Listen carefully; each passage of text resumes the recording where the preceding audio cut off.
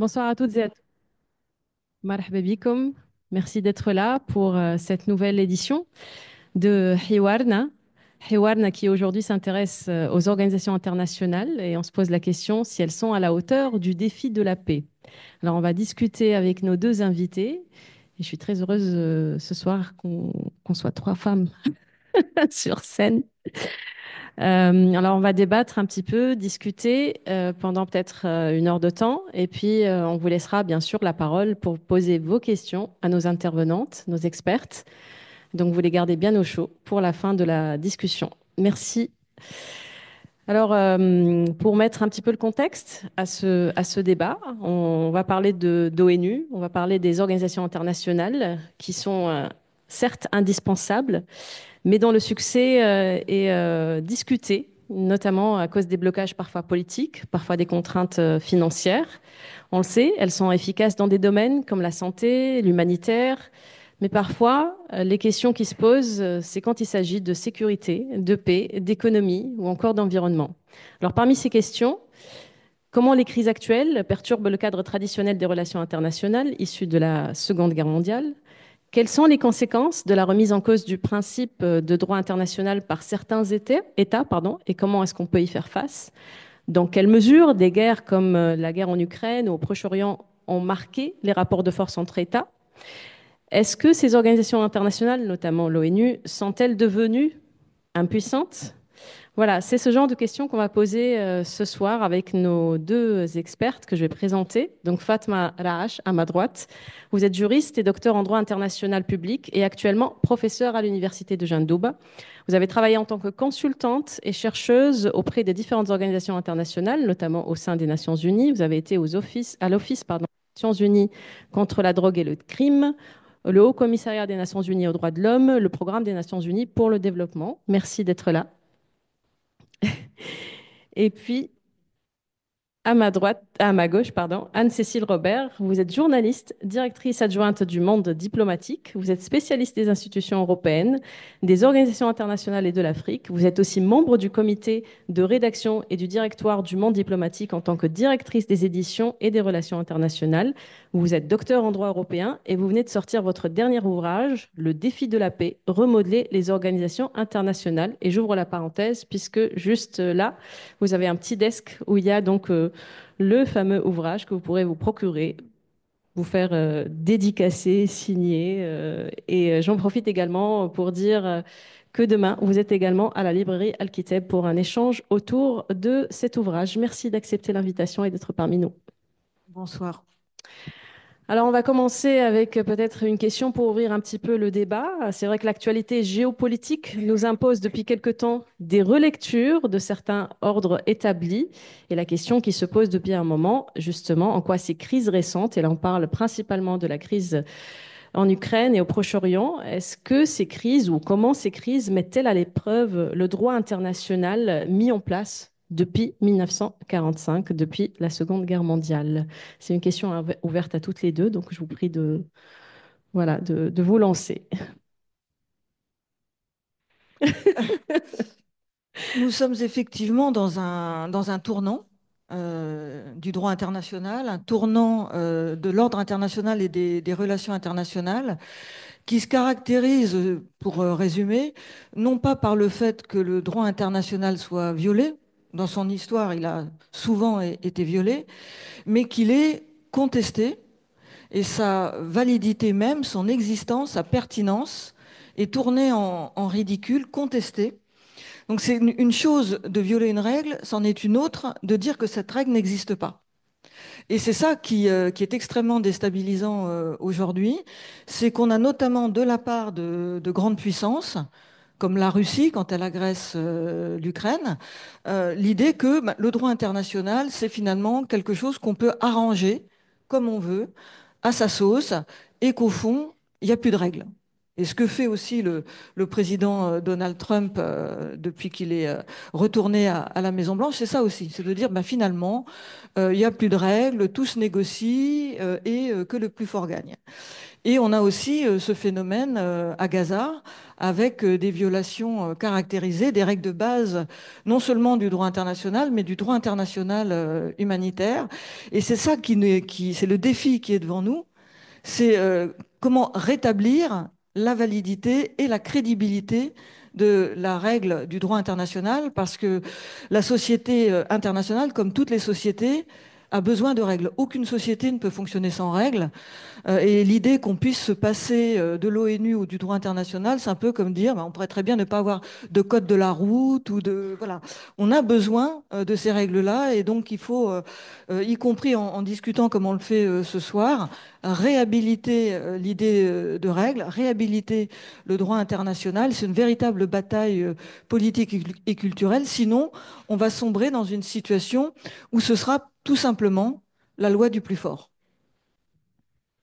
Fatma. Oui, tout à fait, je suis tout à fait d'accord avec vous, mais j'ajouterais encore que actuellement nous vivons une période très critique parce que, comme vous venez de le dire, ce n'est pas l'existence du droit international qui est remise en cause. L'existence d'une règle de droit, la violation d'une règle de droit ne remet pas en cause son existence. La règle de droit, elle existe, bel et bien, elle est là, elle s'applique, elle est observable, elle est consignée dans des documents, dans des conventions internationales.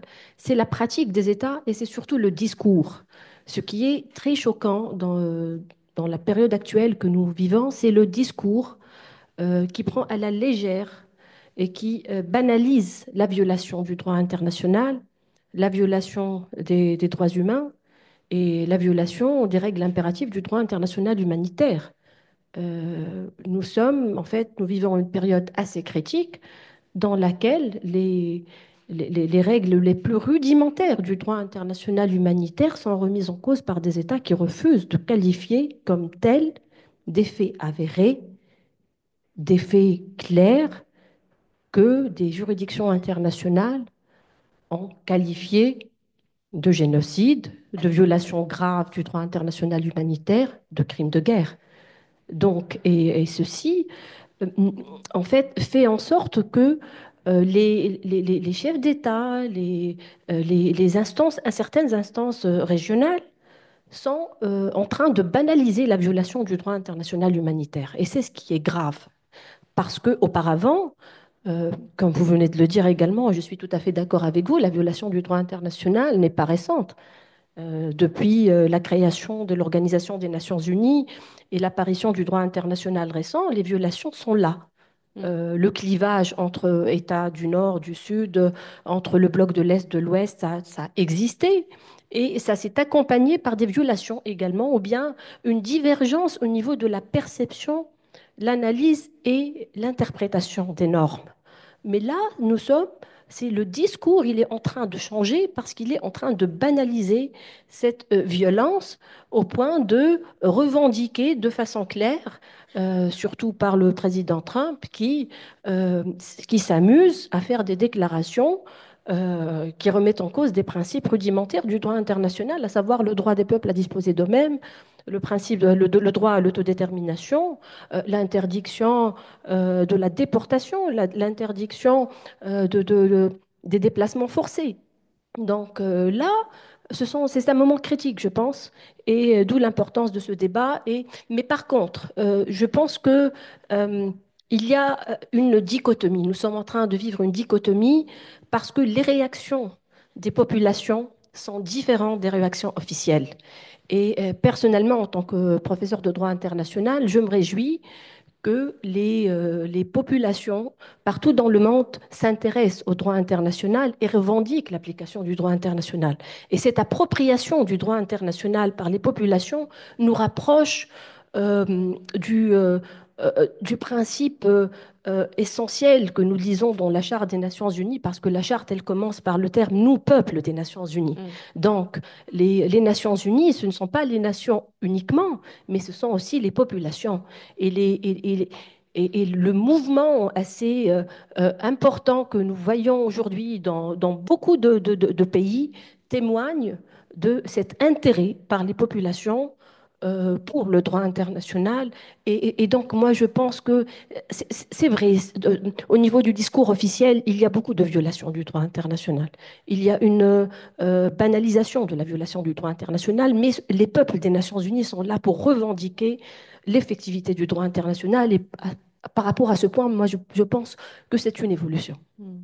Qu'est-ce qui est le plus choquant justement dans cette situation actuelle, vu que vous avez parlé de violations antérieures? Est-ce que effectivement c'est la banalisation de ces violations?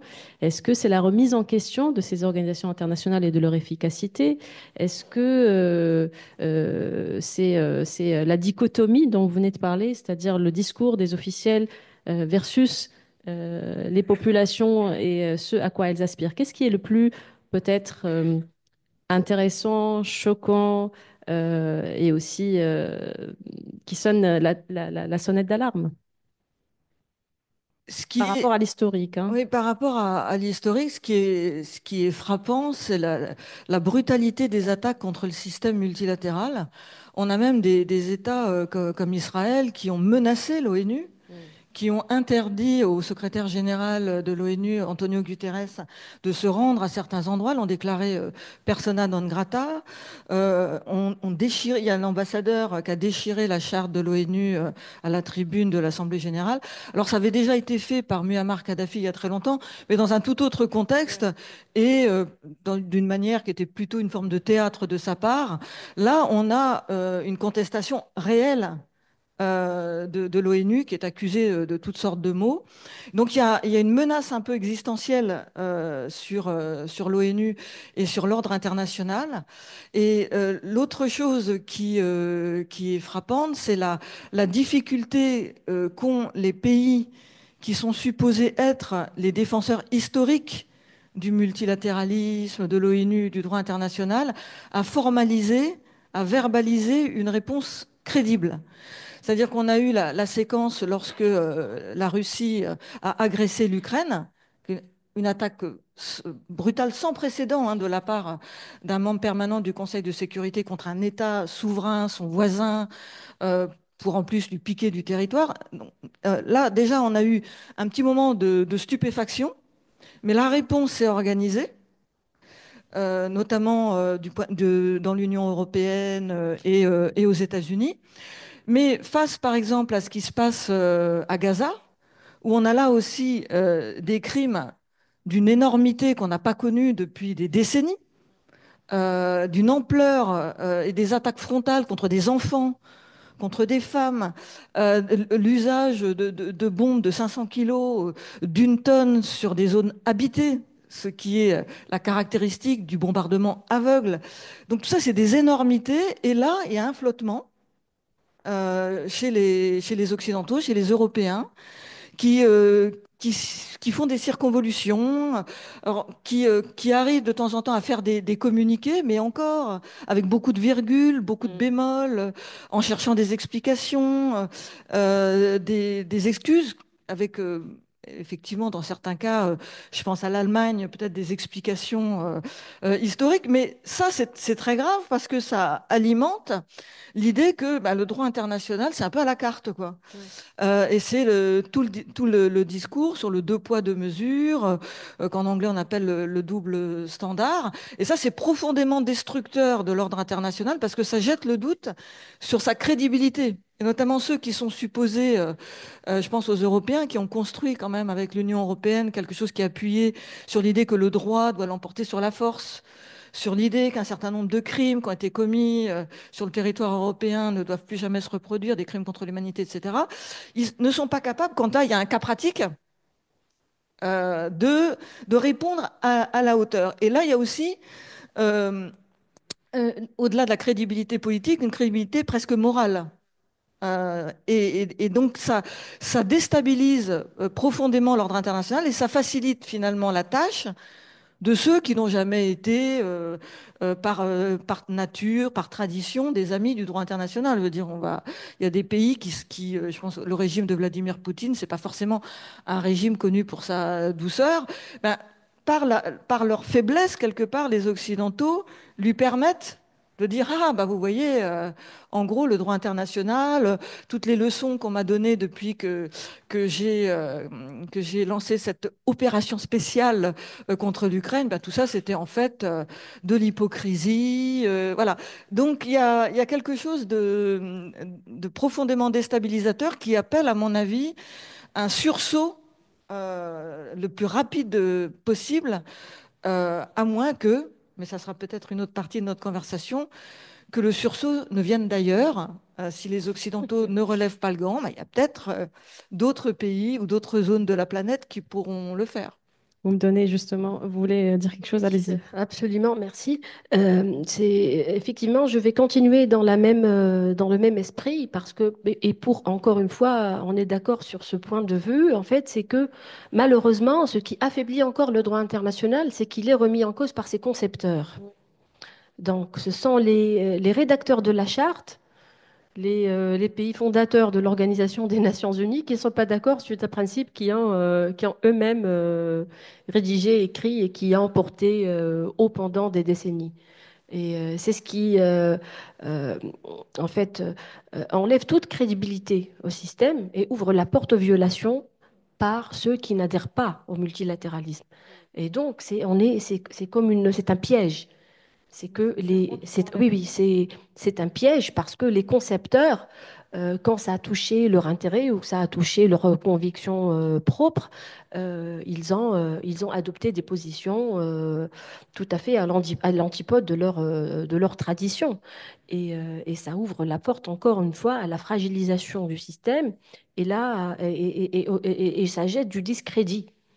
Et donc, ces pays se trouvent dans une situation très, très critiquable. Par exemple, il y a la position de certains États européens par rapport au mandat d'arrêt. Des pays qui sont membres, qui ont ratifié le statut de Rome, qui est le statut qui a créé la Cour pénale internationale, changent de position en quelques heures et donc, ce qui en fait, ça enlève tout le crédit de leur engagement envers le droit international et ça crée une certaine déchirure. Ça renforce la déchirure entre le Nord et le Sud.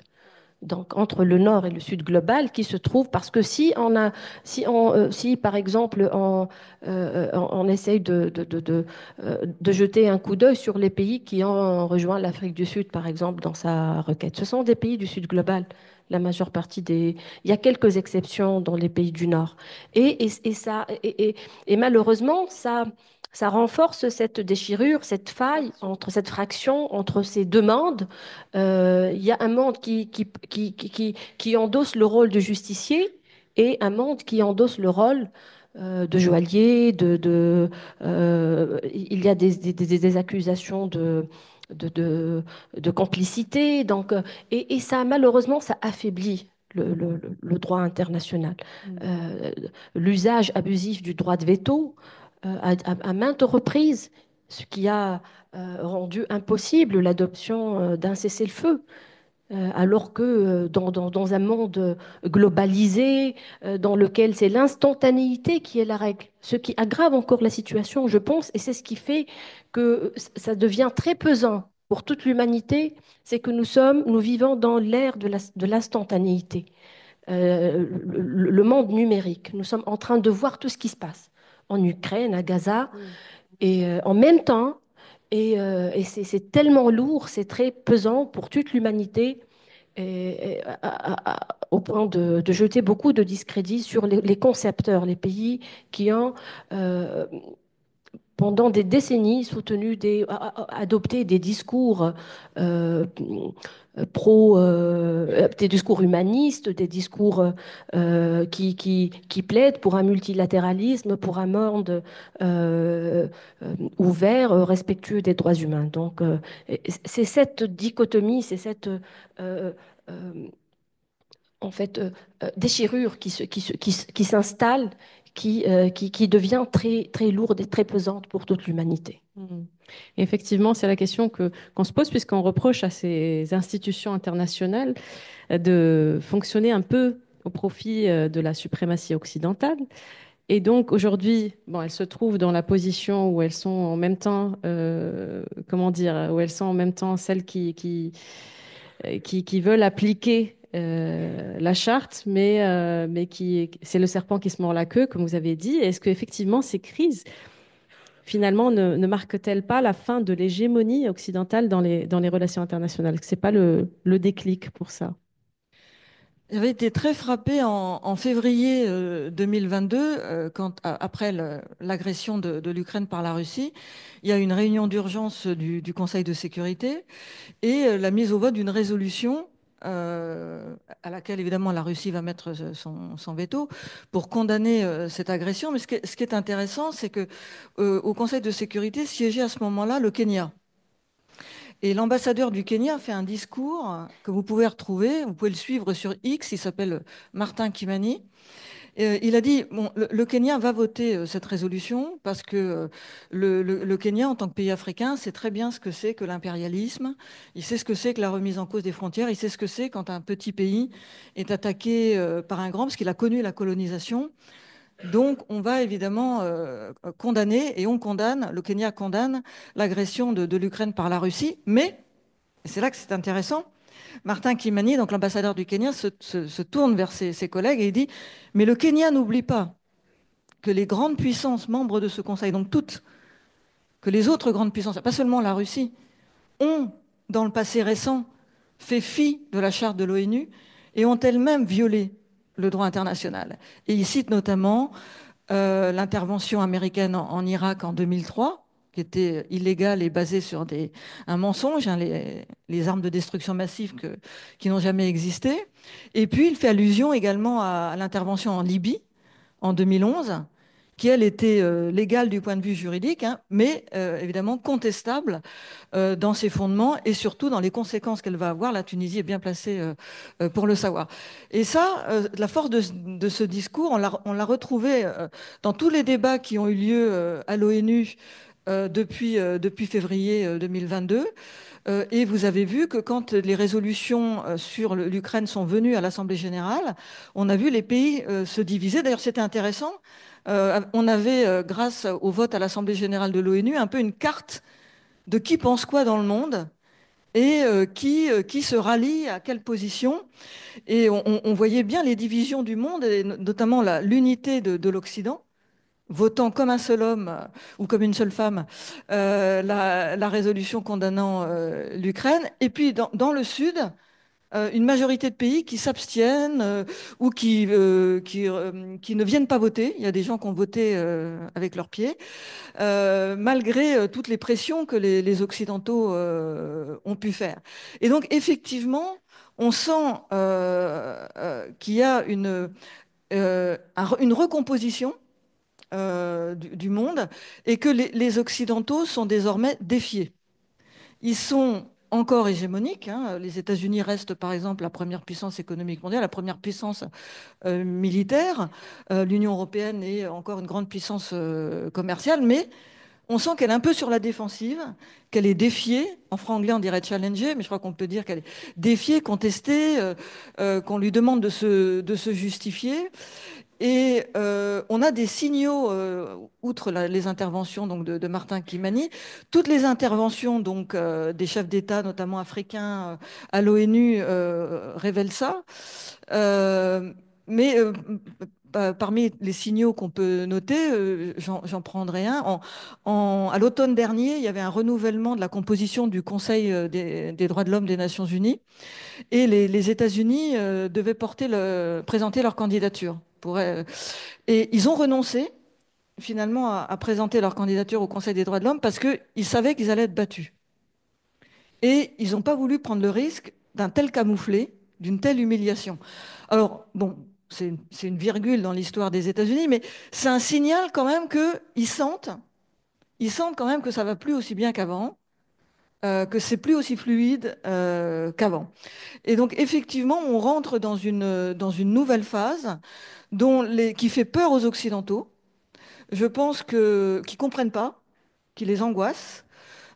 Une des explications de l'élection de Donald Trump, c'est ça. Il y a les problèmes aux États-Unis, problèmes économiques, etc. Mais il y a aussi la peur du déclassement, déclassement par la Chine. Les États-Unis tiennent absolument à rester les premiers.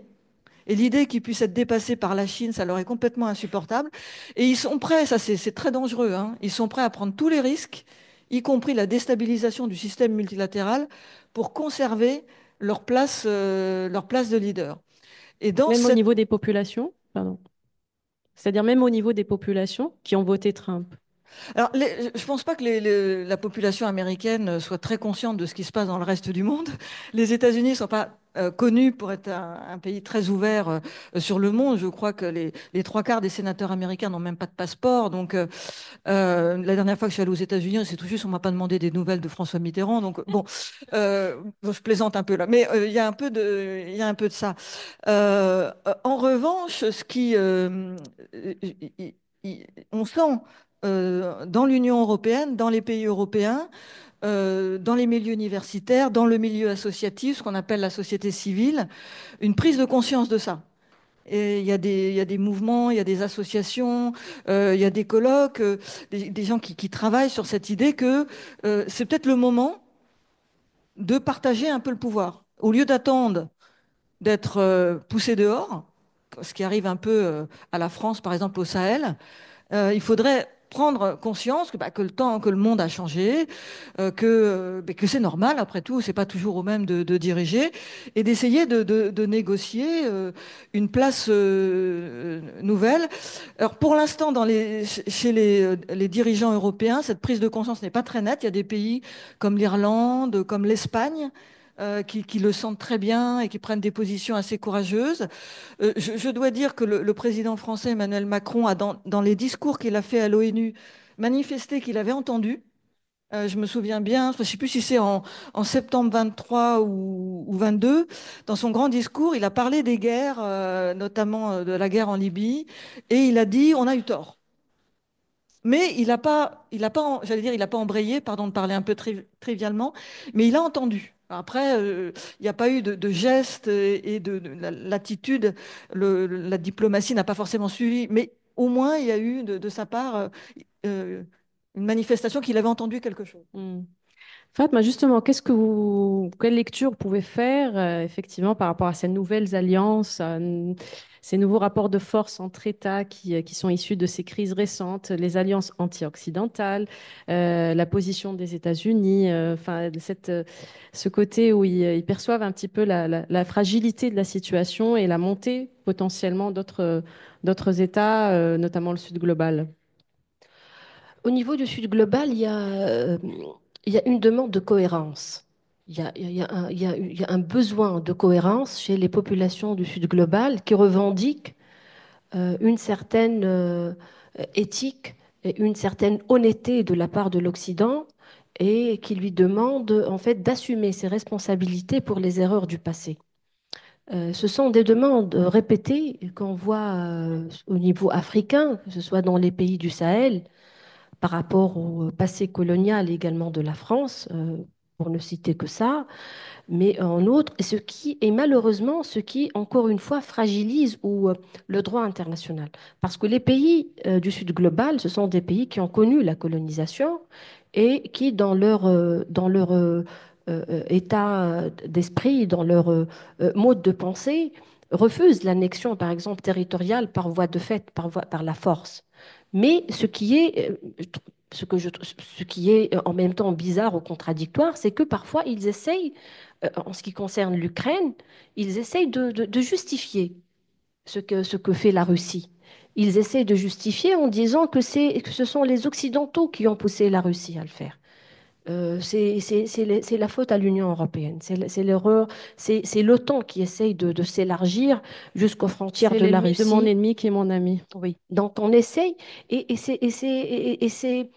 moi je trouve que c'est vraiment dommage d'en arriver là parce que à la fois on est en critique, on est dans une position critique de la colonisation, on est dans une démarche réaction post-coloniale, mais en même temps on essaye de justifier l'injustifiable, de justifier une violation du droit international en se basant sur des raisons géopolitiques ou bien sur des raisons, ce sont des réactions également justifiées par le problème éthique et moral qu'assume l'Occident, qui a montré sa contradiction ou bien son incohérence plutôt. Et on revient encore une fois aux deux poids, deux mesures, et qui devient latent, qui devient très clair, surtout que pendant les années 2000, ça s'est déclenché après la chute du mur de Berlin, donc après la mondialisation et donc le rôle très important qu'assurent les États-Unis sur la scène internationale, nous voyons que le recours à la force, il est devenu récurrent. Et cette banalisation du recours à la force, que ce soit en Irak, en Afghanistan, en Syrie, en Libye, a fait en sorte que les États du Sud et commencent à considérer que c'est injustifiable et ne peuvent plus le tolérer. Et c'est cette parole qui s'est libérée dans les pays du Sud par rapport au rejet de ce fait colonial, de ce fait hégémonique, a été accentuée et révélée à l'occasion de la guerre en Ukraine, de l'invasion russe de l'Ukraine, et à l'occasion également de la guerre à Gaza. Et c'est ce qui a fait que là, nous sommes dans une dynamique qui oppose les États aux populations. Oui. Donc moi, ce que je trouve encore plus important et très intéressant, qui peut-être on s'approche euh, de cette, euh, de cette phrase annonciatrice de la charte, donc peuple des Nations Unies, parce que je pense que si on arrive à qualifier certains faits comme une violation du droit international, c'est que les populations des Nations Unies aspirent à faire en sorte que le droit international soit effectif et soit respecté et revendique ça. Donc, on le voit par exemple, il y a beaucoup bon, comme vous venez de le dire, la population américaine elle n'est pas connue pour être très intéressée ou bien très tournée vers ce qui se passe ailleurs.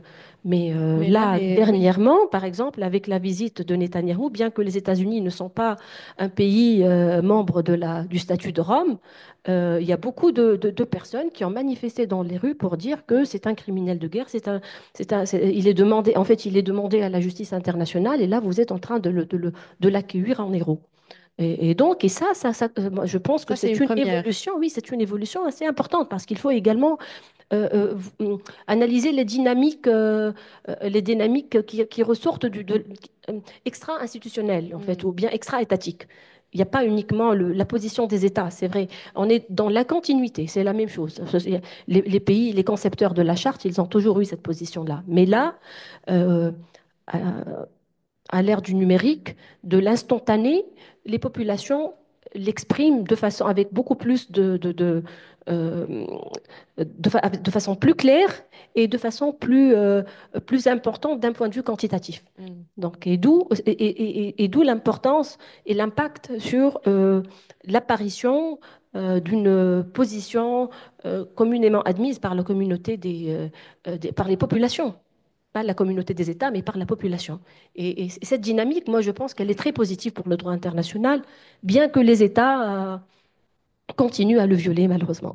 Justement, votre lecture également sur ça, sur les États puissants, le Sud global, et puis la dynamique des populations, ce trio. Quelle lecture vous faites actuelle de ça? Euh, En tout cas, ce qui est frappant, c'est que les Occidentaux sont en train de perdre le monopole Mm. du discours, ils sont en train de perdre le monopole de la morale, et peut-être même celui de la modernité.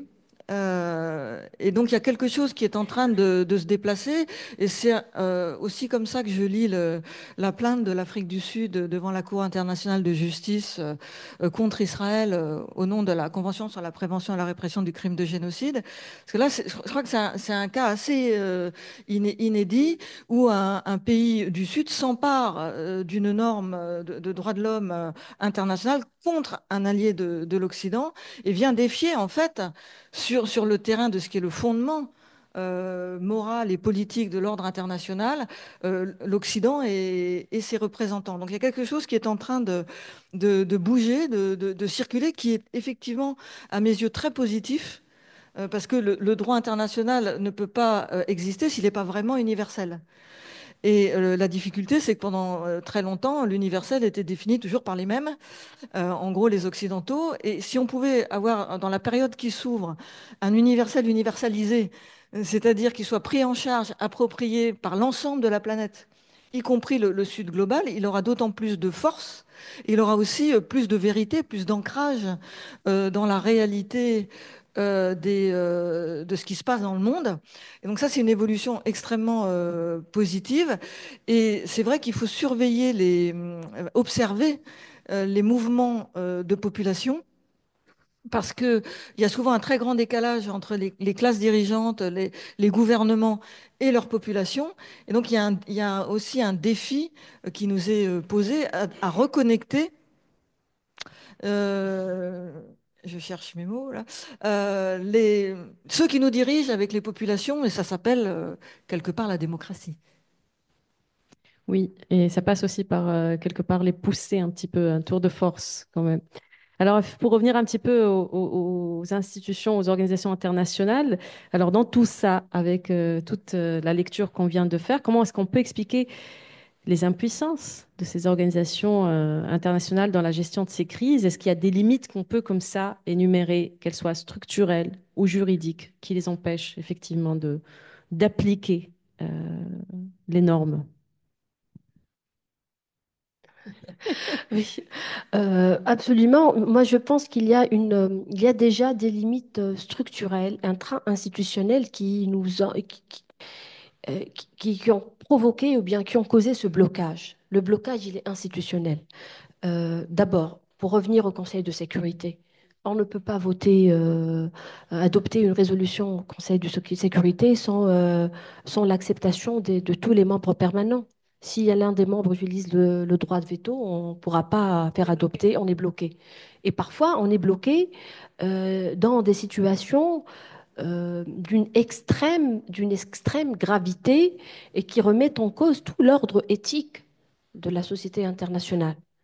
Et donc, les organisations internationales en elles-mêmes, elles portent ce défaut embryonnaire qui est hérité de la construction même de ces organisations. Nous savons que ces organisations, que l'ONU, pour, pour, euh, pour ne citer que l'ONU, elle est née après la Deuxième Guerre mondiale et la charte, elle a été rédigée par les vainqueurs. Et donc, c'est la paix des vainqueurs, c'est l'institution des vainqueurs. C'est vrai qu'elle s'est élargie par la suite aux pays nouvellement indépendants. Pendant les années 60-70, nous avons connu l'élaboration du droit à l'indépendance, au droit à la décolonisation. Une grande importance a été donnée au principe d'autodétermination. Mais par la suite, quand les relations internationales ont changé de camp, après la chute du mur de Berlin, nous sommes revenus à une certaine situation marquée par l'hégémonie donc occidentale et surtout l'hégémonie des États-Unis. Donc la structure, le mode de prise de décision de ces organisations, il est à l'image des relations internationales et au rapport de force, l'équilibre des rapports de force. Donc, je pense que c'est tout à fait normal d'arriver à Il y a cette des limites. situation de blocage. Oui, ce sont les limites des organisations, pour ne citer que l'ONU. Oui, peut-être pour continuer et développer ce que vous venez de dire très clairement, il faut se rappeler que les organisations internationales et l'ONU sont des organisations intergouvernementales. Donc souvent on dit que fait l'ONU, etc. Mais en gros, c'est d'abord que font les États. parce qu'il n'y a pas de gouvernement mondial. Je ne suis pas sûre qu'il en faudrait un. Mais en tout cas, il faut bien distinguer, j'allais dire, l'ONU et ses États membres. Mais dans le cas de Gaza, c'est assez flagrant. Parce que autant le Conseil de sécurité a été outrageusement paralysé par le veto solitaire 1 contre 14 des États-Unis, autant tous les organes de l'ONU ont fait leur travail. C'est-à-dire le secrétaire général est allé au point de passage de Rafah. Il est allé demander des explications au gouvernement d'Israël. Le programme alimentaire, le peu d'aide humanitaire qui rentre dans Gaza, c'est le programme alimentaire mondial. Qui vaccine les enfants à Gaza? C'est l'Organisation mondiale de la santé. Qui se fait tuer en ce moment? C'est les agents. Il y a pratiquement 200 agents de l'ONU qui ont été tués à Gaza. L'Assemblée générale de l'ONU a condamné la politique d'Israël à Gaza. Le Conseil des droits de l'homme des Nations Unies a condamné. Donc, en tant que structure, et si vous entendez, si vous suivez un petit peu ce que dit le secrétaire général, etc., ça continue. Je veux dire, en tant que structure, l'ONU a fait son travail. Et là, ce qui se passe, c'est qu'elle est entrée en butée face au comportement déviant des États. Parce que à l'origine, le droit de veto qui a été accordé aux 5 vainqueurs, entre guillemets, de la Seconde Guerre mondiale ne devait pas être particulièrement utilisé pour leur intérêt particulier. Ouais. Il leur était confié une mission parce qu'ils étaient des grandes puissances, parce qu'ils avaient joué un rôle important pendant la Seconde Guerre mondiale et dans la victoire contre le nazisme, assumer une responsabilité au nom de la sécurité collective, au nom de l'intérêt général. Donc ils n'étaient pas supposés s'approprier de manière aussi égoïste que ceux qui font aujourd'hui le droit de veto. Donc il y a eu un détournement, les Américains concernant Gaza, la Russie concernant la Syrie. Ça fait des décennies, je crois que la France et le Royaume-Uni n'ont plus utilisé leur veto. Donc il faudrait rappeler les grandes puissances à leurs obligations, l'engagement qu'elles ont pris en vertu de la charte. Et sans doute, moi je suis pas pour, mais peut-être je sais pas ce que vous en pensez. euh, je suis pas pour la suppression du droit de veto. Parce que j'ai très peur, mais ça se discute, hein, que si on supprime le droit de veto, on retourne à la Société des Nations, c'est-à-dire un espèce de forum qui décide rien du tout. Je suis plutôt dans l'idée de élargir le Conseil de sécurité et contrôler le droit de veto en mettant des conditions. Par exemple, l'idée qu'un État ne peut pas mettre son veto tout seul, que par exemple, il ne puisse le mettre que s'il y a 4 Deux ou trois. autres membres du Conseil de sécurité non permanent qui votent avec lui, rendre l'usage du veto plus coûteux. Mm.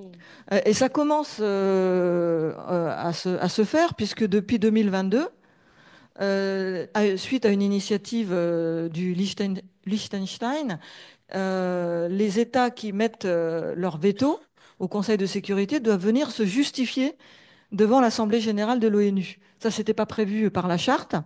Donc, ça a été une proposition qui a été acceptée. C'est intéressant aussi de voir que les 5 membres permanents ont accepté cette proposition et ils jouent le jeu. C'est-à-dire les États-Unis, la Russie et la Chine, qui sont les derniers pays à avoir mis leur veto, sont venus devant l'Assemblée générale s'expliquer, répondre à des questions, accepter d'être interrogés. Donc il me semble que le grand défi, c'est effectivement de rendre le Conseil de sécurité plus représentatif, parce qu'effectivement, on n'est plus en 1945. Il est complètement illogique qu'il n'y ait pas de pays africain, qu'il n'y ait pas de pays d'Amérique latine membre permanent. Et il n'est pas logique que le droit de veto soit monopolisé par des gens qui ont peut-être fait des choses bien il y a 80 ans, mais rappelons-nous quand même, et en Afrique on est bien placé pour le savoir, qu'ils ne l'ont pas fait tout seuls. Hein, donc, on n'a pas, les Occidentaux n'ont pas gagné la Deuxième Guerre tout seuls sans les troupes africaines, par exemple. Enfin, voilà. Donc, il y a quand même de bonnes raisons, historiquement, culturellement et moralement, d'ouvrir le Conseil de sécurité, mais de le garder comme cabine de pilotage de la société internationale, avec un pouvoir coercitif permettant, par exemple, d'infliger des sanctions. Voilà. Alors justement, vous venez de répondre un petit peu à la question suivante et j'enchaînerai avec vous. C'est comment l'ONU pouvait-elle retrouver un rôle central dans la résolution des conflits?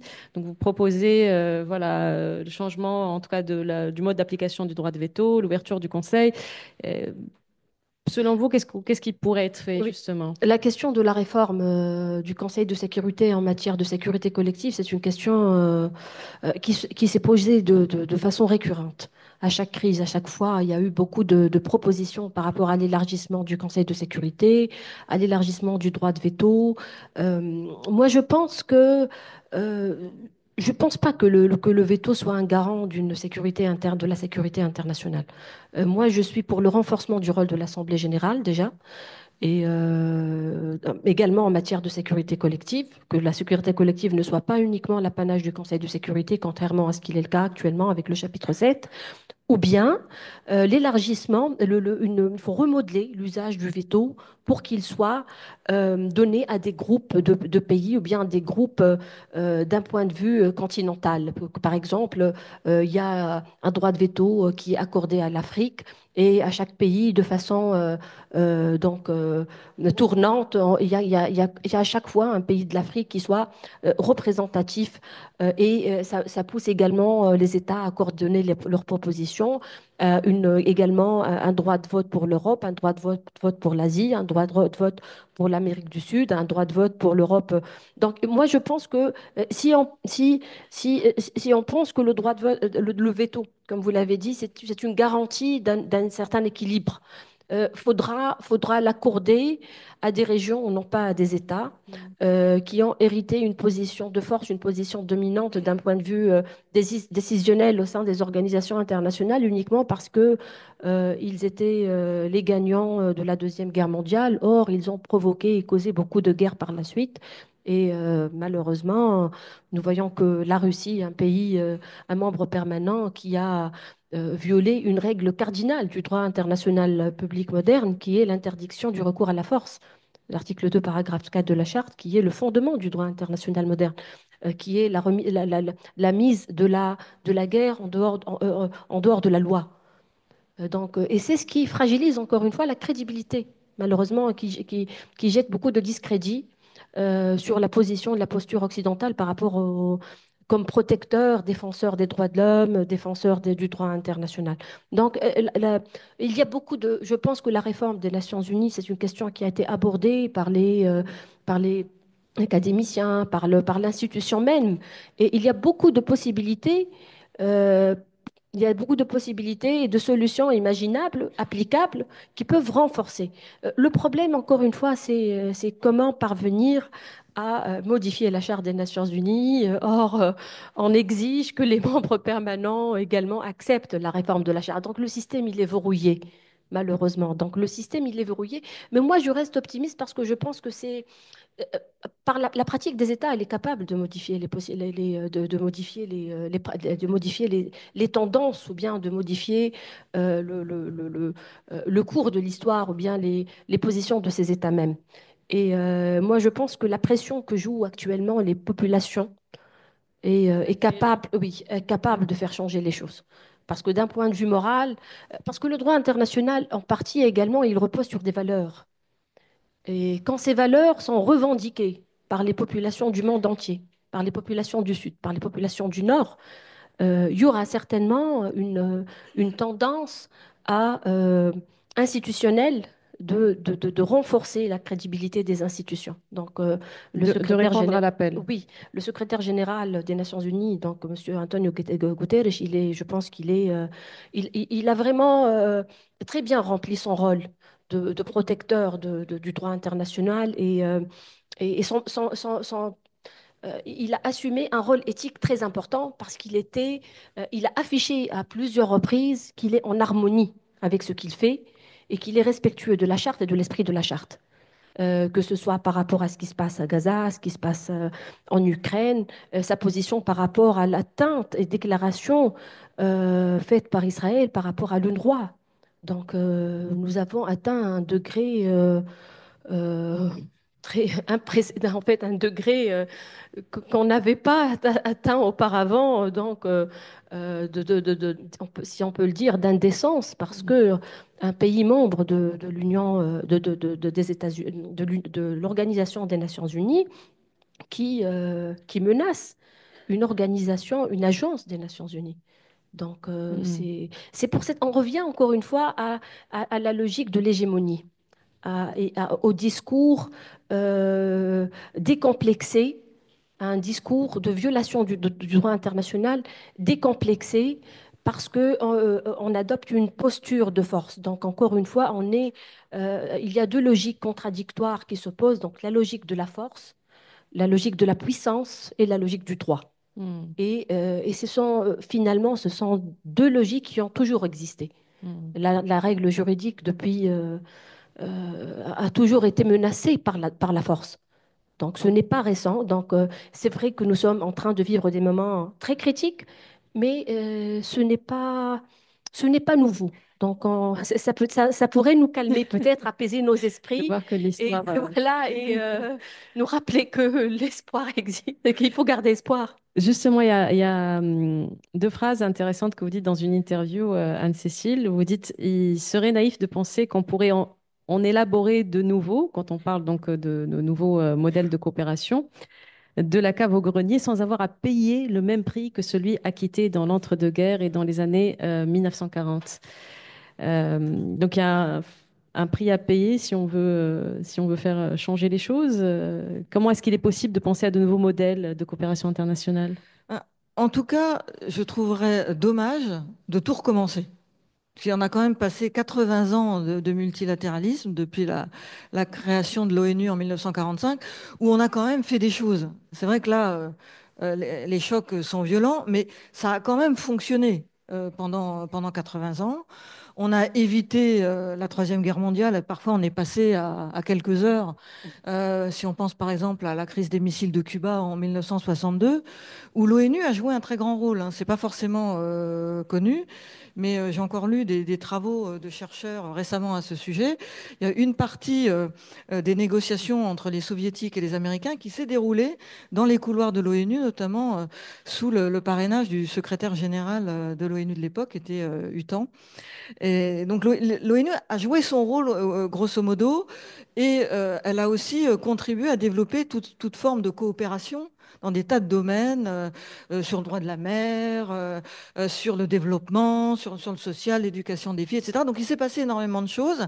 C'est très bien raconté, si ça vous intéresse, dans un livre qui s'appelle Organiser le monde de Sandrine Cotte, qui raconte justement comment, y compris dans les couloirs, dans les relations interpersonnelles entre les diplomates, dans la fabrication quotidienne des relations internationales dans le cadre de l'ONU, se sont nouées une connaissance mutuelle, des rites et des choses qui ont contribué à certains moments à éviter que les choses ne dérapent en conflit ouvert. Donc, par rapport à votre question, si on peut éviter de tout recommencer, c'est-à-dire de continuer cette histoire, et là on sent bien qu'il y a des forces qui veulent tout recommencer à zéro, renouer avec des logiques de force qu'on n'a pas connues depuis des décennies, peut-être même des siècles. Or, on a, avec l'ONU, même s'il y a des imperfections, quelque chose qui est quand même, je trouve, hein, un très bon équilibre entre l'ambition, la volonté de construire un ordre pacifique appuyé sur des règles et une forme de pragmatisme qui dit que bon, bah, les États restent des éléments importants de la société internationale, mais on va, grâce à des institutions et des organisations internationales, discipliner leurs appétits de puissance. On va exercer sur eux une forme de pression sociale qui va les contraindre, les pousser, les inciter à renoncer à l'usage de la force. Et, ou au moins à se plier à un certain nombre de règles. Et ça, bon, jusqu'à la période que nous vivons, ça a globalement fonctionné. Et donc, le défi, c'est aussi pour ça que j'ai écrit ce livre, hein, ça, comme un peu saisi de vertige. Quand la Russie a agressé l'Ukraine, j'étais dans un état complètement tétanisé. Mon compagnon m'a dit que j'étais sur ma tasse de café en écoutant la radio en disant c'est un désastre, c'est un désastre, c'est un désastre. Je répétais ça. Et je pensais l'ONU n'y survivra pas. C'était. Voilà. Et donc, j'ai aussi écrit ce livre pour raconter tout ce qui s'est passé et qu'on ne jette pas le bébé avec l'eau du bain. Et qu'on ne. Ce que j'appelle payer le prix. Parce que quand on a créé l'ONU en 1945, c'est parce que on avait vécu des monceaux d'horreur. Quand on dit des monceaux d'horreur, c'est des monceaux d'horreur. C'est-à-dire, plus de 50 millions de morts, des crimes tellement inouïs qu'on a dû inventer des mots et des infractions pénales pour les qualifier. Crimes contre l'humanité, génocide, ça vient de là.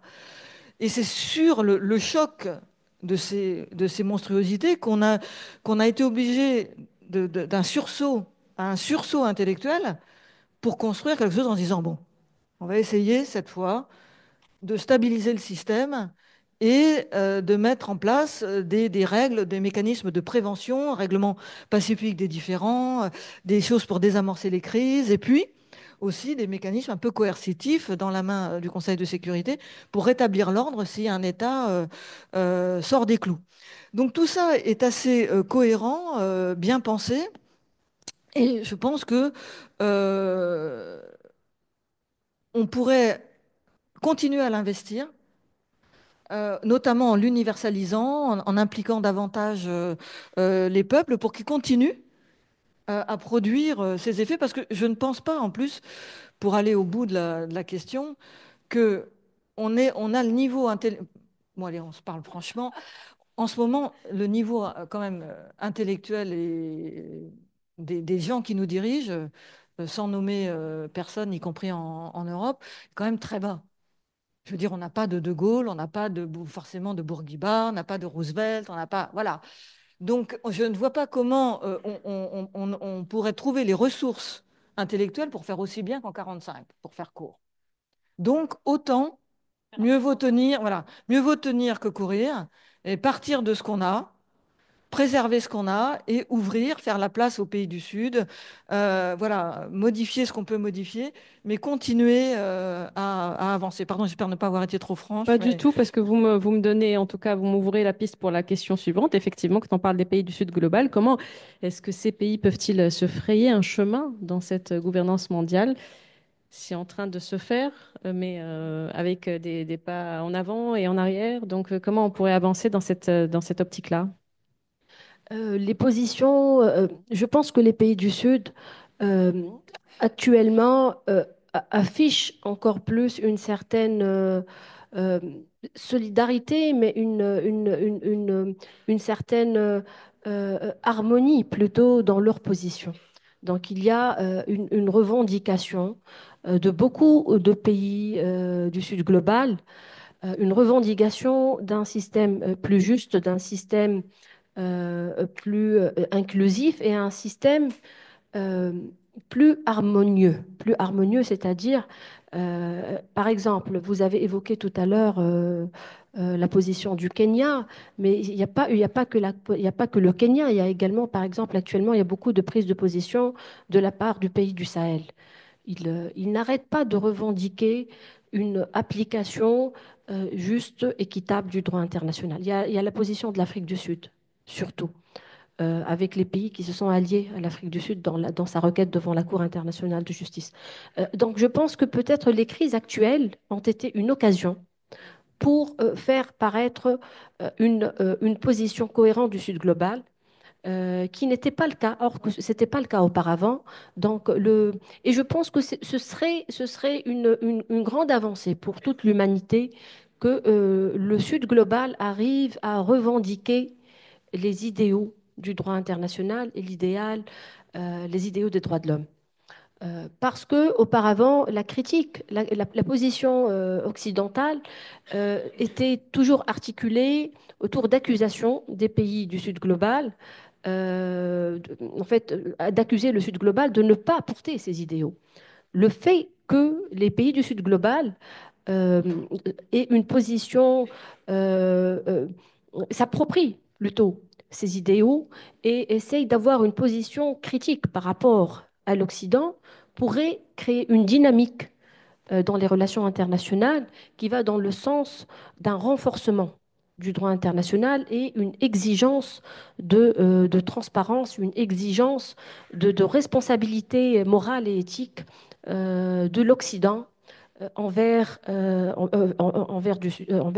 par rapport au Sud global. Donc moi, je pense que nous sommes également en train de vivre des dynamiques très importantes au niveau des relations internationales et des dynamiques qui seront certainement qui seront apportées beaucoup de changements. Je pense que la position, ok, une fois, les juridictions internationales auront un jour un grand rôle à jouer, un grand rôle à jouer au niveau de l'effectivité du droit international, mais aussi pour renforcer cette revendication des pays du Sud. Donc, ça va créer une jurisprudence très importante qui va se rallier avec ces revendications des pays du Sud qui vont se transformer en jurisprudence. Et c'est ce qui est très important parce que le discours créateur ou bien normateur du juge international serait la voix de ce Sud global qui essaye de se créer un chemin dans les relations internationales comme étant porteur d'idéal, porteur d'un idéal humanitaire, porteur d'un idéal de paix universelle. Et ce serait une dynamique qui, moi je pense, qui pourrait rapprocher encore une fois les idéaux du Nord et du Sud grâce à cette dynamique citoyenne et grâce à cette dynamique des populations. Hmm. On proposait pas mal de pistes de réflexion. Je vais peut-être terminer par cette question avant de passer le micro à la salle. C'est effectivement, puisqu'on parle d'organisations internationales et leurs défis face à la paix, alors dernier peut-être message clé sur l'avenir de ces organisations internationales, comment vous le voyez?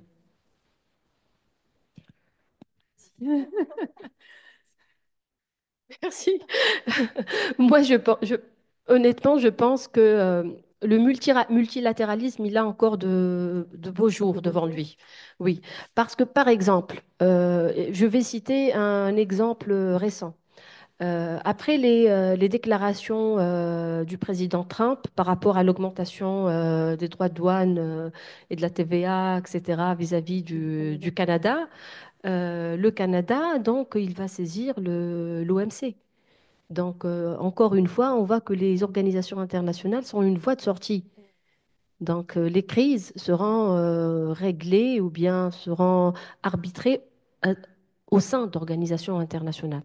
Et ceci, c'est un rappel à l'administration américaine et au président Trump que les relations internationales ne se font pas à travers des déclarations un peu farfelues, va-t-en-guerre et hégémoniques.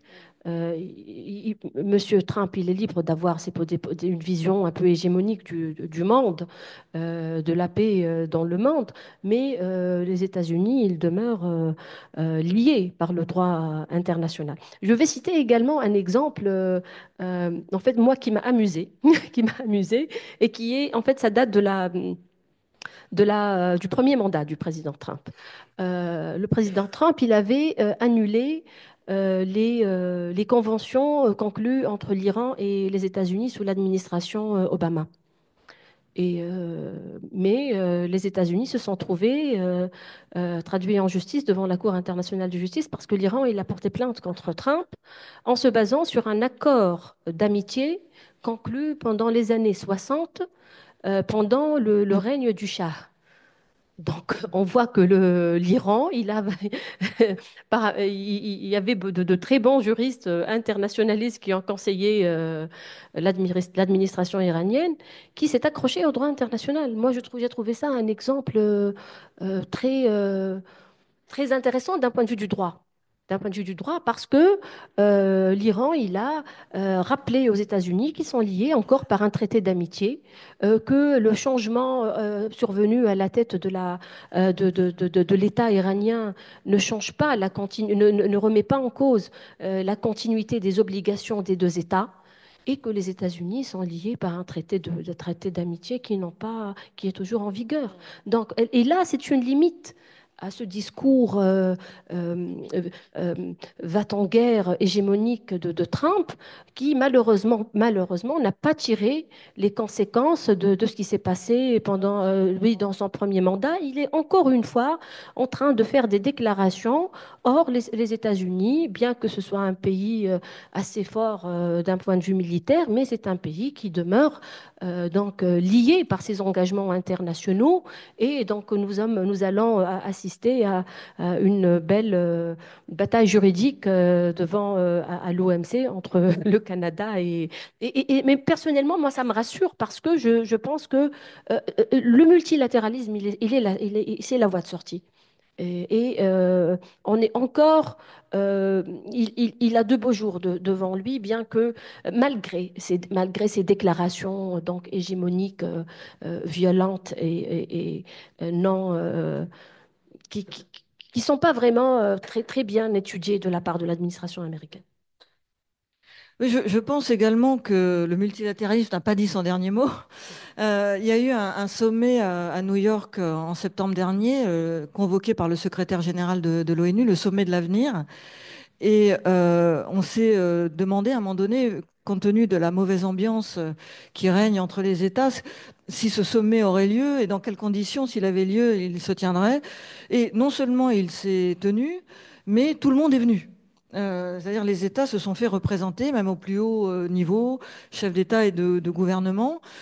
Et donc on a eu finalement en septembre dernier une confirmation de l'attachement de l'ensemble des États au système multilatéral. Et on a même vu que la déclaration finale du sommet avait fait, après beaucoup de pression et de négociations, de la place pour les revendications des pays du Sud, notamment concernant la réforme du système financier international. C'est-à-dire que les grandes puissances avaient été en capacité d'entendre et d'accepter un certain nombre de revendications concernant ce qui devait être le programme de l'avenir pour l'ONU. Et les échos qui nous parviennent là depuis que Donald Trump est revenu à la Maison-Blanche, c'est que les échos qui nous parviennent de l'ONU, c'est qu'à la fois on a un discours effectivement dur de Trump qui menace de couper les vivres de l'ONU, qui a retiré les États-Unis de l'Organisation mondiale de la santé, etc., toutes sortes de menaces, mais à la fois l'idée qu'il hésite en fait à partir de l'ONU pour des raisons qui ne sont pas forcément très, j'allais dire, très glorieuses. Notamment, l'une des choses qui énerve le président Trump, c'est que la dernière fois quand il était président et qu'il a manifesté des distances vis-à-vis de l'ONU, il y a des gens qui ont occupé la place laissée vide par les États-Unis, notamment les Chinois. Et donc maintenant, dans le système onusien, il y a beaucoup de fonctionnaires chinois, il y a beaucoup de fonctionnaires d'autres pays. Et Trump commence à se dire, bon, c'est pas bon pour les États-Unis que tout le système multilatéral soit investi par d'autres. Et donc, on a des échos comme quoi finalement, il va peut-être au moins faire son marché, peut-être partir de certaines structures, mais dans d'autres, au contraire, rester, investir. Et l'ambassadrice qui a été des États-Unis à l'ONU, qui a été auditionnée par le Sénat il y a quelques jours, était plutôt modérée dans ses propos, y compris dans la manière dont elle parlait de la Chine. Alors qu'on a connu, et on connaît Trump capable d'être très dur avec ceux qui le contestent son hégémonie. Donc on est dans une période d'entre-deux où, par ailleurs, le système onusien est investi par les pays du Sud, qui s'organisent beaucoup. Il y a le Forum des petits États, il y a le groupe des États insulaires, qui arrivent à faire passer des choses. On sait par exemple qu'un certain nombre de traités, par exemple sur l'intelligence artificielle, pour parler de quelque chose de récent, ou même sur l'environnement, viennent d'initiatives de pays du Sud. Donc l'ONU en tant que structure, en tant que cadre, reste validé par l'ensemble des pays qui continuent d'en attendre des choses et d'investir des choses parce que, à part les gens peu éclairés, comme Donald Trump, la grande majorité des gens savent bien que, comme on le disait tout à l'heure, la société internationale a besoin de règles. Et que même si vous êtes le plus fort, vous avez quand même besoin d'un cadre. Et on se rappelle quand même que quand les États-Unis ont poussé à la création de l'ONU en 1945, ils n'étaient vraiment pas obligés de le faire, ils étaient les plus forts. Ils étaient la première puissance du monde, ils auraient pu imposer une Pax Americana en s'entendant avec les Soviétiques, ils ne l'ont pas fait. Pourquoi ils ne l'ont pas fait? Parce qu'ils ont eu l'intelligence à ce moment-là de se dire on va pas pouvoir tout faire tout seul, il nous faut une organisation qui fixe des règles, qui fixe un cadre, etc. Et c'est l'idée quand même qui, je crois, domine globalement dans le monde et où on peut quand même raisonnablement penser que c'est cette idée qui, ne serait-ce que par la force des choses, parce que rien de durable, en fait, quand vous regardez l'histoire, rien de durable ne se fonde sur la force.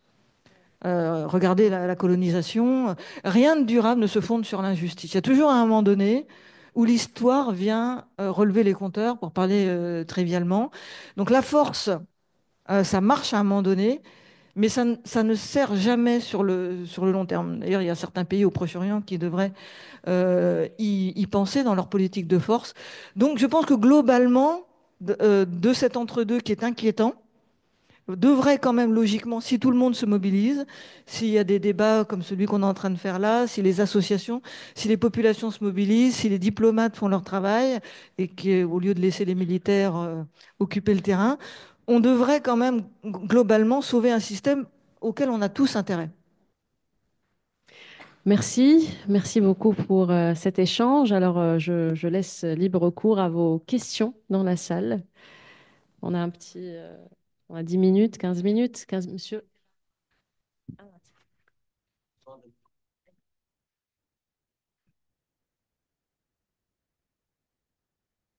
Il y a ici. Moi, je comprends. Merci beaucoup. Je vous remercie pour la présentation. Elle était très intéressante. Seulement, pour ce qui me concerne, d'abord, je vais me présenter en deux mots. Je m'appelle Abdeltif Othmani. Je suis chercheur multidisciplinaire et je suis écrivain. Ce qui m'intéresse aujourd'hui dans ce cadre-là, c'est il faut mettre en exergue un aspect fondamental. D'abord, il y a ce que j'appelle les relations internationales et le droit international. Je crois, à ma connaissance, que quand on met sur pied les relations internationales, il faut impérativement penser à la géopolitique internationale. Ils sont, à ma connaissance, tellement liés que le droit qui vient par la suite ne peut que soit aller dans un sens ou dans un autre sens.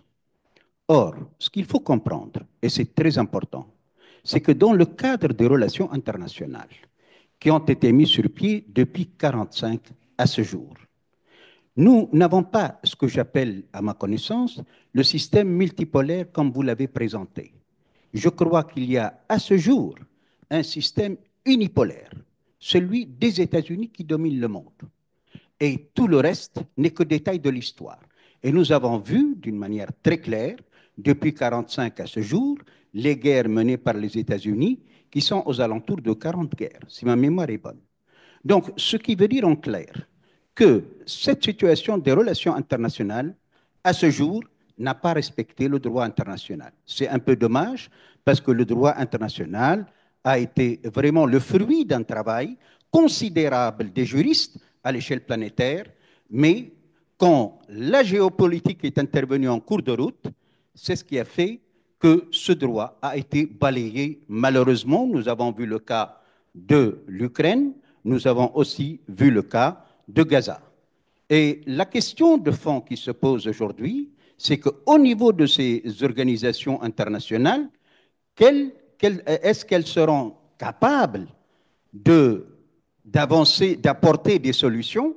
Nous avons vu au cours de ces 15 mois de Gaza et même de l'Ukraine qu'elles sont incapables de trouver des solutions qui vont dans le sens de la légalité internationale, malheureusement.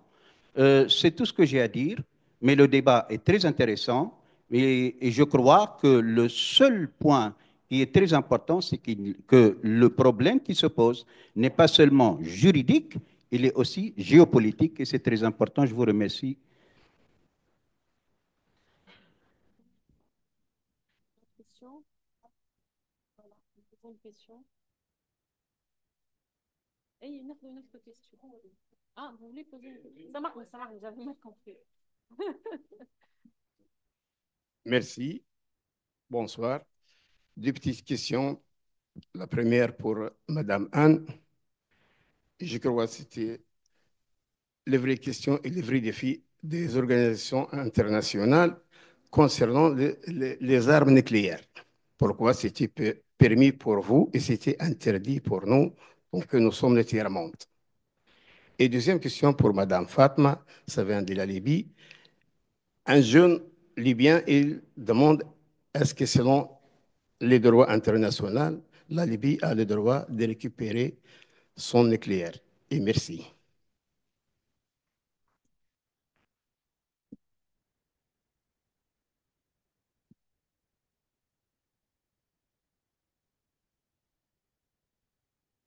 Bonsoir.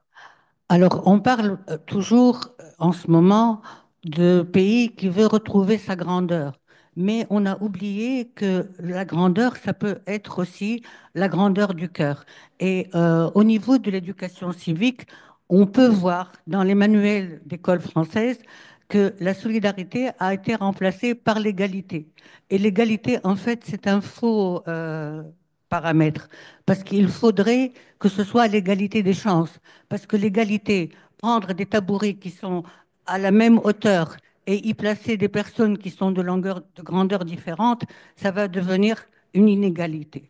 Donc, tant qu'on n'a pas éduqué les enfants à la solidarité, tant qu'on n'a pas éduqué les enfants à l'égalité, la vraie égalité, pas l'égalité qui est un paramètre faussé, le monde ira comme il va en ce moment, ça veut dire très mal.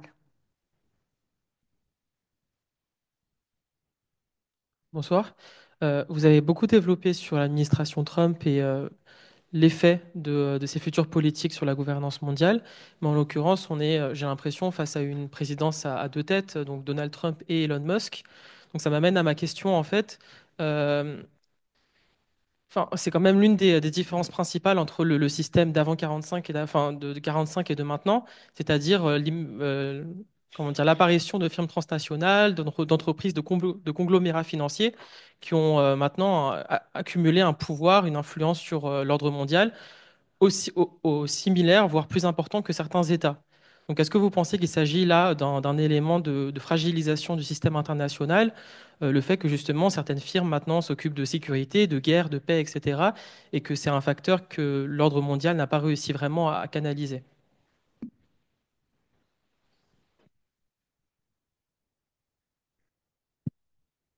Merci beaucoup pour vos questions. Je vais essayer de répondre de façon un peu synthétique pour reprendre toutes les interrogations et les questions qui ont été posées.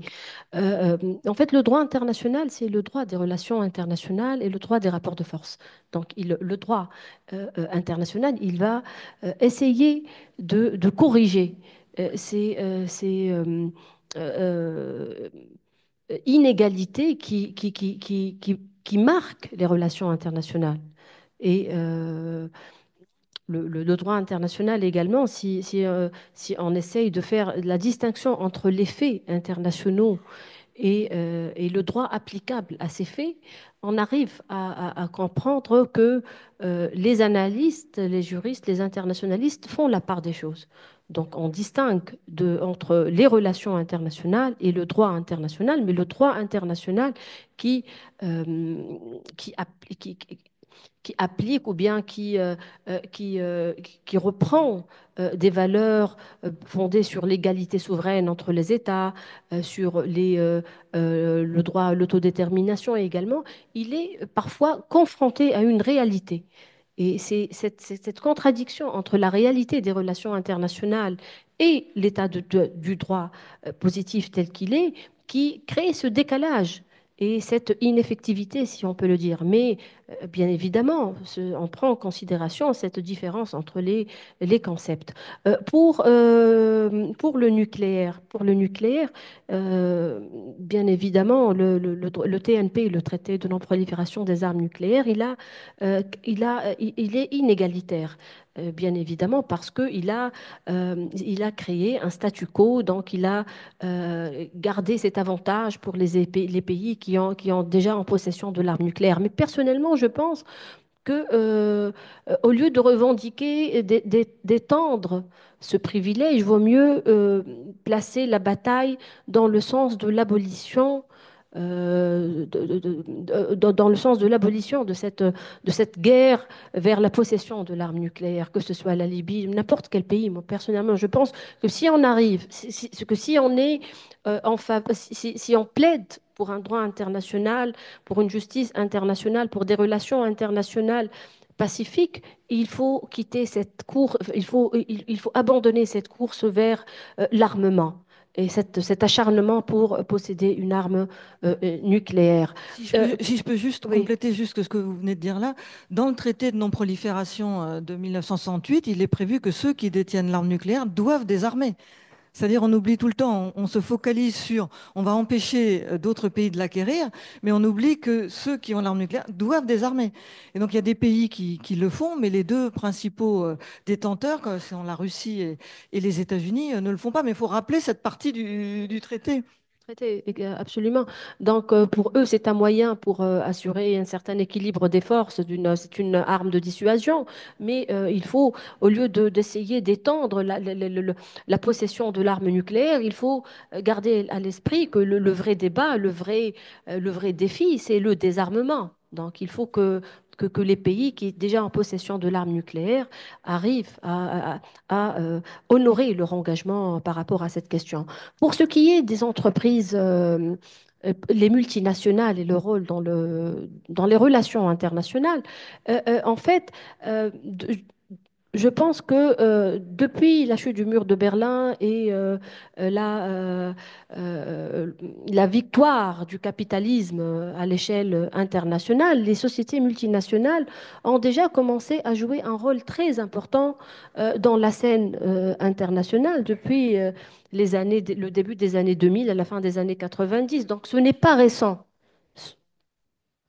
Oui, mais les multinationales, c'est surtout oui, c'est surtout à partir de cette époque-là qu'ils ont commencé à jouer un rôle très important comme acteurs de la scène internationale en fait, au point que certains chercheurs et beaucoup d'académiciens se posent la question si on pourrait les considérer comme étant des sujets du droit international.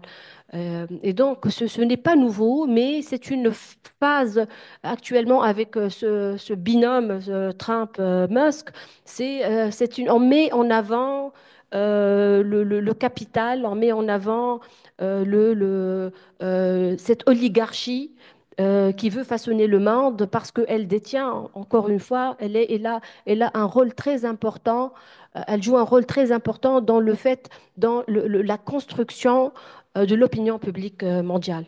Et encore une fois, ici, on rappelle que les dynamiques citoyennes, dynamiques des populations actuellement, elle va jouer un rôle très important dans le renforcement du droit international ou son contraire. Je vous remercie, je donne la parole à Anne. Oui, je vais reprendre là où vous avez laissé. Ce pouvoir que détient Elon Musk et d'autres grands chefs de nouvelles technologies ne le détiennent pas par hasard. C'est-à-dire, ça fait 40 ans que les États, volontairement, passent des traités pour créer les conditions de ça. D'ailleurs, c'est un peu marrant, entre guillemets, de voir des gens comme Musk ou Bezos se présenter en self-made men, alors ils doivent tout à la subvention publique, ils doivent tout au soutien de l'État. Donc ce monde-là, il a été créé, pensé par des gens à la période qu'on appelait le néolibéralisme et qui a abouti à ça. Donc, ce qu'on a fait, on peut le défaire. Et il y a eu Fatma a raison, il y a eu des progrès récemment, puisqu'on a eu, il y a un an ou deux, je ne me souviens plus, la première convention, c'était en matière de fiscalité, qui faisait des sociétés transnationales des sujets de droit. Alors, évidemment, Trump a dit qu'il la remettait en cause, mais euh, on avance vers l'idée de les soumettre au droit. Donc c'est quelque chose qui peut, effectivement, s'il y a un rapport de force, s'il y a des batailles politiques, aboutir. D'autant plus que on arrive à la situation, dans le cas d'Elon Musk, où c'est quasiment plus une entreprise privée, c'est presque une entreprise État. Donc on revient à une situation qu'on a connue au XVIIe au siècle, au XVIIIe siècle. Vous savez, la Compagnie des Indes, tout ça, qui étaient en fait des compagnies privées, mais appuyées sur des États. Ce qui veut dire que les États conservent la main.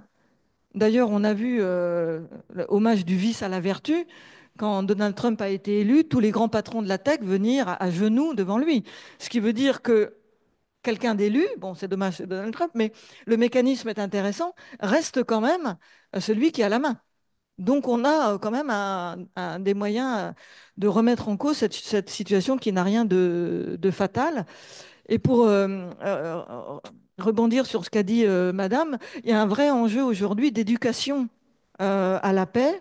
Il y a un vrai enjeu de faire circuler dans les programmes scolaires toute cette histoire de la paix, toute cette éducation au règlement pacifique des différends. Il y a peu de temps encore un programme à l'UNESCO là-dessus, sur la culture de la paix. Donc il faut réactiver ça parce qu'il y a une bataille aussi intellectuelle en ce moment, parce que le terrain est occupé, y compris grâce aux réseaux sociaux, par ceux qui préfèrent la guerre à la paix, la brutalité à la douceur, l'affrontement à la coopération. Donc il faut qu'on s'organise pour occuper aussi le terrain et on a encore la possibilité, notamment dans l'éducation, dans des instituts comme celui-ci, de diffuser d'autres idées, d'autres valeurs dont je partage l'idée avec Fatma, dont on peut penser qu'elles sont quand même hégémoniques dans la population et dans les populations, et qu'elles sont en manque de représentation. Absolument. Je vais juste rebondir par rapport à l'UNESCO. C'est qu'il y a une organisation qui m'est vraiment très chère parce que j'étais stagiaire à l'UNESCO, mais également j'étais très active je faisais partie du mouvement des clubs UNESCO. La charte constitutive de l'UNESCO, elle contient une phrase qui est vraiment très révélatrice, qui est très importante. C'est dans l'esprit des hommes que naissent les défenses de la paix. Et les clubs UNESCO étaient une création formidable parce qu'ils étaient adressés aux jeunes et ils avaient pour mission d'éduquer la jeunesse et l'enfance aux idéaux de la paix. Et j'ai fait partie de ce mouvement des clubs et j'étais également très contente de participer d'assister à un forum de la Fédération mondiale des associations centres et clubs UNESCO. Malheureusement, j'ai également été témoin d'un drame, disons, qui a été orchestré par les États-Unis. Les États-Unis, quand ils ont coupé leur participation à l'Organisation des Nations Unies de la science et de la culture, quand ils sont revenus, ils ont fait un certain marchandage. On revient à l'association, mais on ne finance plus les clubs UNESCO. La section des clubs UNESCO, actuellement, elle a été euh, il y a plus de section des clubs. Oui, elle a été suspendue et ils ont gardé que la section des commissions nationales. Les commissions nationales, ce sont des instances étatiques. Or, le mouvement des clubs, c'est un mouvement de la société civile qui implique les jeunes et qui également renforce les idéaux de la paix. Donc, c'est l'éducation. L'éducation à la paix, elle demeure le point de démarrage essentiel. Personnellement, en tant que juriste internationaliste, je suis pour l'éducation du droit international dès le plus jeune âge. Je pense qu'il ne faut pas attendre que les étudiants arrivent à la faculté pour connaître les principes du droit international. Les principes du droit international, ils devraient faire partie également de l'éducation civique et les idéaux de paix, d'égalité, de justice, de solidarité, d'égalité souveraine devraient faire partie également, devraient avoir une place dans les manuels scolaires. Donc le droit international, il devrait également être enseigné à la petite enfance pour créer des citoyens de demain et pour faire sortir le droit international des murs de l'université, parce que nous le voyons aujourd'hui, notre salut en tant qu'être humain, il passe par la paix. Et ce n'est que par la paix que nous pouvons vivre ensemble en harmonie. Donc, je suis tout à fait d'accord avec vous. L'éducation, elle est très importante et il faut impérativement investir dans ce sens-là.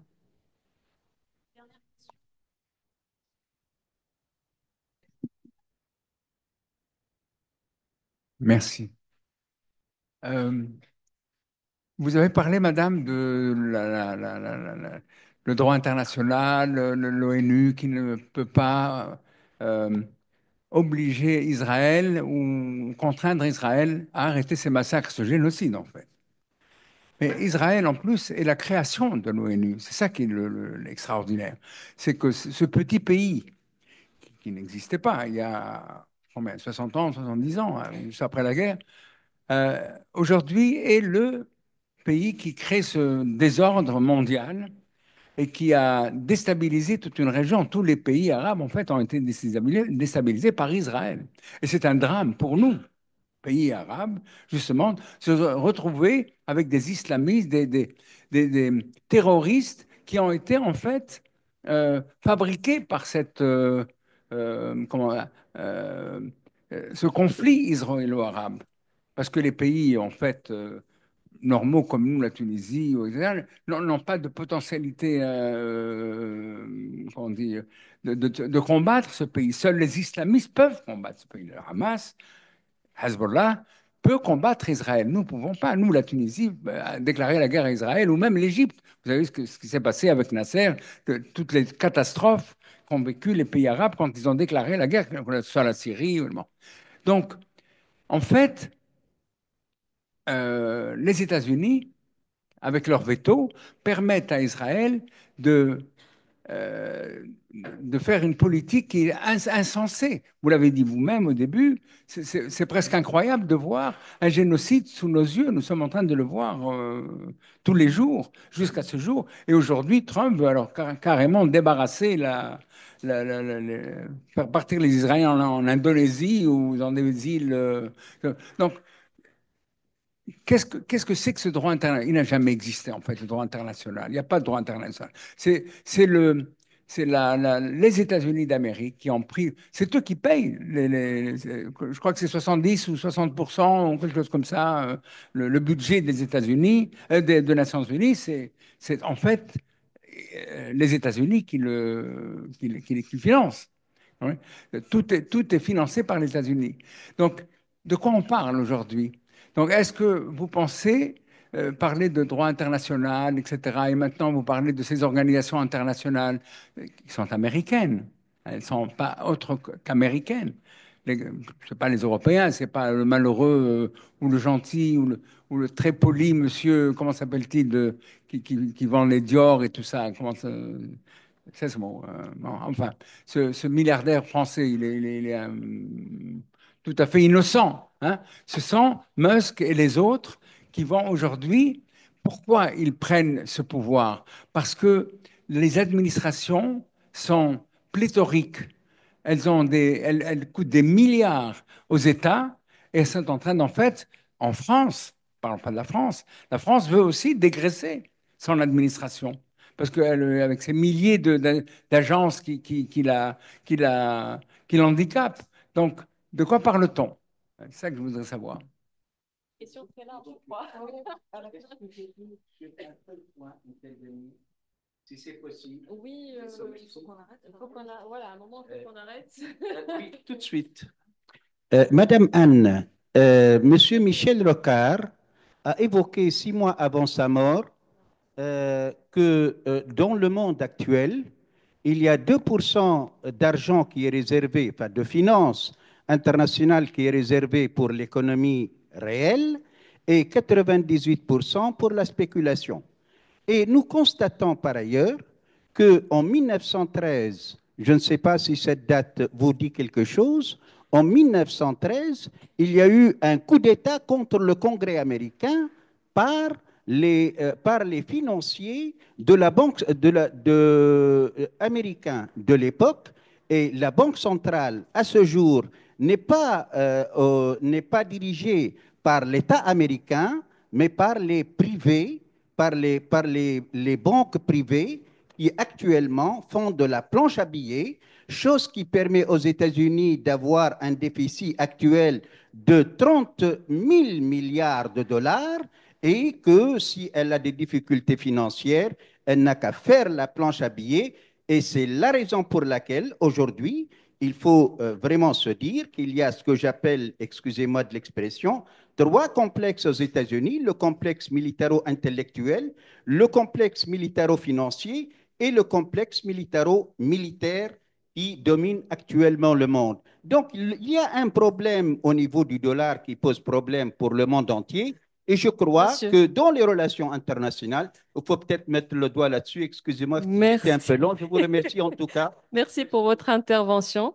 En tout cas, c'est vrai qu'il y a eu, vous avez beaucoup de choses à dire, donc ça, pas beaucoup de questions précises, mais des interventions pertinentes. Merci beaucoup. Je pense qu'on va pouvoir continuer l'échange à l'extérieur. Merci d'avoir été des nôtres pour ce Hiwarna et un autre. Merci à vous, mesdames. Merci.